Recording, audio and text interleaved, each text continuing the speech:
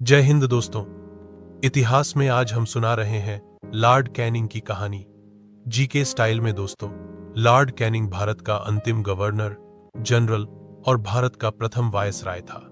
इनका कार्यकाल 1856 से 1862 तक रहा।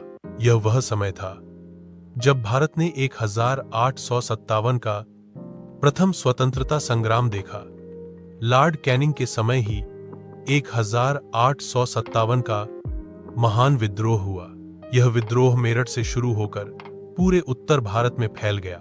इसमें मंगल पांडे, रानी लक्ष्मीबाई, नाना साहेब, बेगम हजरत महल, तात्या टोपे जैसे वीरों ने अंग्रेजों के खिलाफ युद्ध किया। इस विद्रोह को अंग्रेजों ने दबा तो दिया, लेकिन इसके बाद भारत की राजनीति पूरी तरह बदल गई और 1858 का भारत शासन अधिनियम गवर्नमेंट ऑफ इंडिया एक्ट 1858 आया।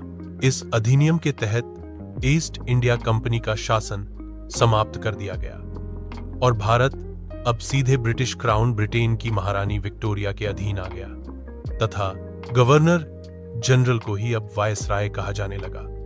लॉर्ड कैनिंग भारत का पहला वायसराय बना 1 नवंबर 1858 को महारानी विक्टोरिया ने घोषणा की और भारतीयों को आश्वासन दिया गया कि उनके धर्म और संस्कृति में दखल नहीं दिया जाएगा, सभी प्रजा को समान न्याय मिलेगा।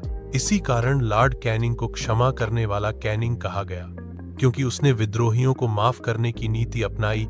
इसी के समय भारतीय विश्वविद्यालय अधिनियम 1857 आया, जिसके तहत कलकत्ता, बॉम्बे और मद्रास विश्वविद्यालय की स्थापना हुई और भारतीय दंड संहिता आईपीसी 1860 में लागू की गई तथा प्रेस पर भी नियंत्रण किया गया। 1857 के विद्रोह में दिल्ली का बादशाह बहादुर शाह जफर को गिरफ्तार कर बर्मा, रंगून भेज दिया गया। इस तरह लॉर्ड कैनिंग भारतीय इतिहास में एक पुल की तरह है।